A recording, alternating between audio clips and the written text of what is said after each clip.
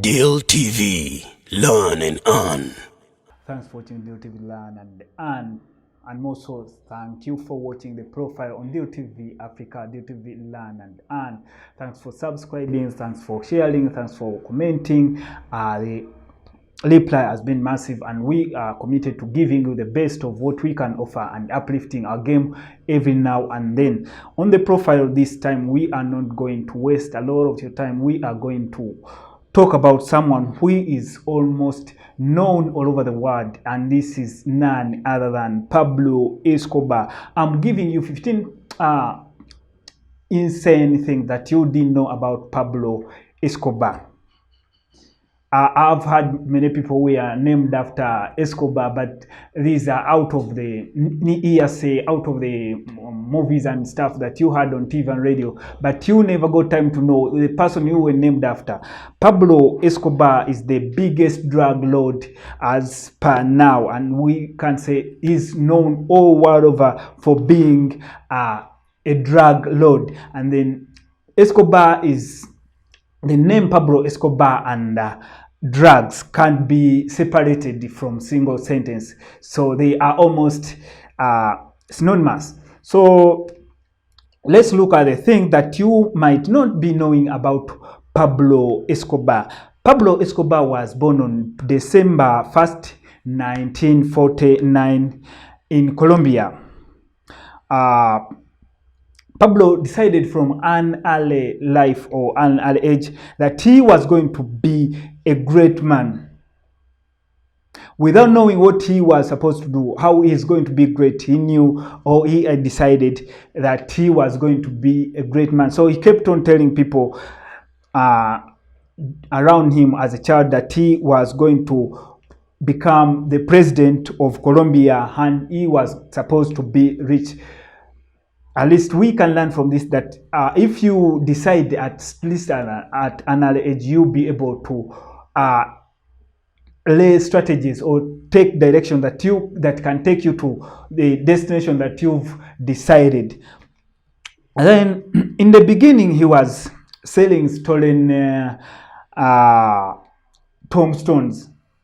If you know tombstones, these are stones that are put on the graveyard where they put the date and name of the deceased.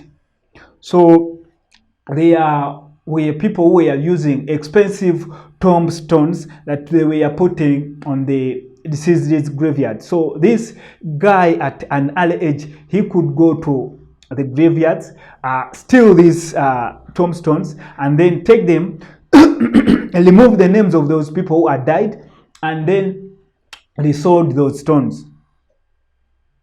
So the guy was after money, so he started on selling stolen tombstones, and he was able to amass a lot of wealth from these stolen tombstones. Then after later on in life, he started selling anything that he could come across. He discovered his stealing skills at an early age. So from the selling stolen tombstones, so he was able to learn different crafts of how he can steal stuff. So whatever he could land on, he could steal it, and then he could sell it. Then he later on graduated as a serial stealer from different level to another. So from stealing stolen selling stolen tombstones, then he went on to learn stealing different stuffs. So from there he graduated, and then he understood that he was able to use his skills of stealing to sell cocaine and other drugs around Colombia. So he graduated into a drug lord. Then by this time, he was responsible for almost 80% of all the drugs that were being distributed or sold in Colombia. Forbes magazine estimated his net worth at around 30 billion US dollars. Mark my words, 30 billion US dollars. But Pablo's son disagreed with what Forbes had written, saying that his dad was way more than that, because it could be true, because the wealth of Pablo Escobar being the fact that he was getting his money from dubious ways, he could not be monitored. So it's just a little amount of sketchy information that could be landed on to give an estimation of the 30 billion. So this guy could have been much way more than the 30 US billions dollars. The only thing he saw wrong in what he was doing is that the fact that the government considered it illegal. For him, as Pablo believed that what he was doing wasn't a problem. So it's, for him, it's like he was on the other end, whereby he was seeing as the government which didn't understand what he was doing. And then for him, he wasn't bothered, because there are times when people some do things that are not are illegal, but then they feel they're bothered. But he had no issues with that. He felt that he was doing something right, and it was wrong for the government to believe that he was doing something illegal. He spent at least 2,500 US dollars per month on rubber bands alone. Rubber bands, if you don't know rubber bands, these are small rubber elements that are used to tie money. So imagine if someone could buy rubber bands that are worth 2,500 US dollars just to tie his money. How much money was he having? These are lots and lots of money. And remember, he could not keep his money in the bank just because he was getting it from dubious ways. So he kept his money in his home, in the garage, in the compound, almost everywhere you could go to Pablo's place, you could find money. So he spent 2,500 US dollars on buying rubber bands every month. Then he had money stashed virtually everywhere, in the ground, in the cells, in the grave, name it. So he had a lot of money that he could not keep in a single place. So he ended up stacking his money in different places that sometimes he could even forget that there was money in those places. It's believed that Pablo had to burn 2 million US dollars in order to keep his daughter warm during the night when they were in the jungle. So during his run, when he was being chased, he ended up being in the jungle, but then it was during winter and it was cold. So to keep his daughter warm, he burned 2 million US dollars. I remember there is an African politician who one time challenged his opponents that if you think you are rich, let's get tanks of water. We put them here, you get one and get one, then we put water, and then we start burning money and see who is going to heat up the tanks.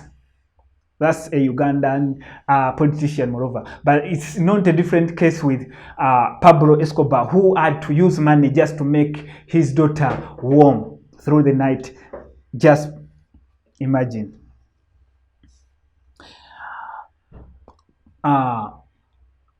The other element that we have to think of is his biggest fear was extradition. This was extradition for him his family, and then the close friends that he was dealing with.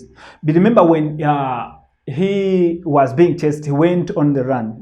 Like we've talked about the situation he faced when he was in the jungle, and then it was cold. So he feared that if he could be extradited and taken back to Colombia, he was going to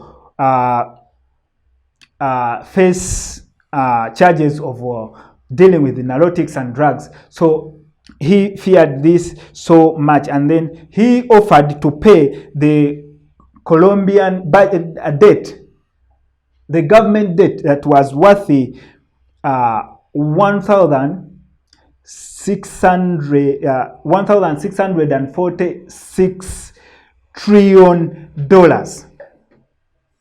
So he made a bargain with the Colombian government that if they could let him back into the country without being faced with charges and that element of extradition, he could pay off the government debt, which offer didn't still get through, as the government had to follow the rulings or the laws of the country. Remember, the government could have taken off this offer. It was a best deal, I could say, that anyone could think of grabbing. But then, so if you think of the precedent that the government could have made, it means that other drug lords could have done the same, and then hoping that if they offer money to pay for the government debts, they could be pardoned.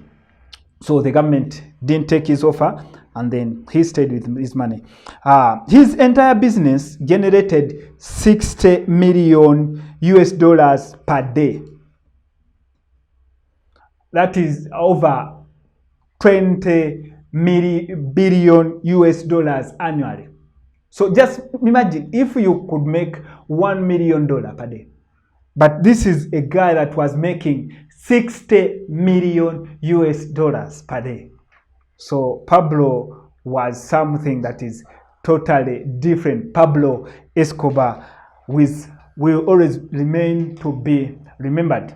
Pablo Escobar bought a jet to take his money back to Colombia, and this jet could take 100 million US dollars per trip. In addition, he bought an island where his jet could land and then it could be refueled. Just imagine you buying an island, just not because you are going to use the island, but just because your jet has to be landing there to be refueled and then take your money, and this jet could make several routes. You can't imagine. But later he transformed this island into a kind of resort where his friends could sit and then they could relax, they could enjoy, and it was kind of resort. So he could invite his friends and then they could go into this island and he enjoy. Pablo Escobar was responsible for killing a lot of authorities, both in Colombia and out of Colombia. This included police generals, presidential candidates, and thousands of police officers and judges. So if you were a judge that was assigned to be in the case that pertained to be related to Pablo Escobar, your life could be headed right in danger just because he couldn't stand those people. So he kept killing most of these people. While on the land, he and his army of board of guards used a public bus, and Pablo Escobar was the driver. Imagine this billionaire driving a bus. What we learn from this? That life is not constant. Things will change. So you never know. Today you'll be the richest person in the area, and then tomorrow you'll be the poorest person. So as this guy who owned jets couldn't afford to get the jets, just take him, not because he didn't have the money, but he was on the land. So the only means that he could land on was the bus. So he used the bus and drove himself out of Colombia with his team of guns. Then the other thing that we should remember about Pablo Escobar is while he was dating his wife, he was 24 and she was 13-year-old. Just imagine a 24-year-old dating a 13-year-old girl. So it means all that Pablo was doing was illegal. And then he purchased 20 square kilometers of land and turned it into an incredible recreation center where he built a wildlife sanctuary.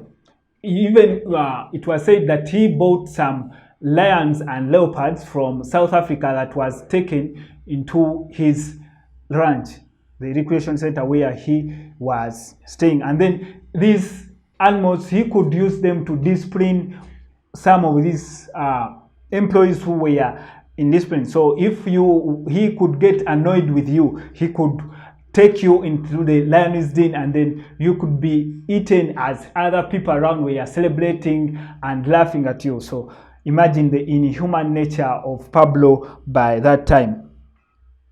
The other element is at one of his children's birthday parties, he used to decorate the party with cash. Just imagine you used to go into parties where they decorate with the balloons and such stuff, but then you could go to Pablo Escobar's son's birthday or party, and then you could find the decoration is made of dollars, and then just imagine how much you could go with. Because if you am seated on a chair that has a decoration of dollars, why don't I have to pick some and start into my pockets and still head on? But then even being on the invitation list of such guests was that easy. Finally, the US described Pablo's death as the largest manhunt in history, and this guy died in 1993. So that's what we had on the profile. We've had Pablo Escobar, the drug lord that will remain in history forever. Thanks for watching the Deal TV Africa. Subscribe, like, comment, and share. From the team here, my producer Dave Vincent, I salute you and say bye-bye. Deal TV, learn and earn.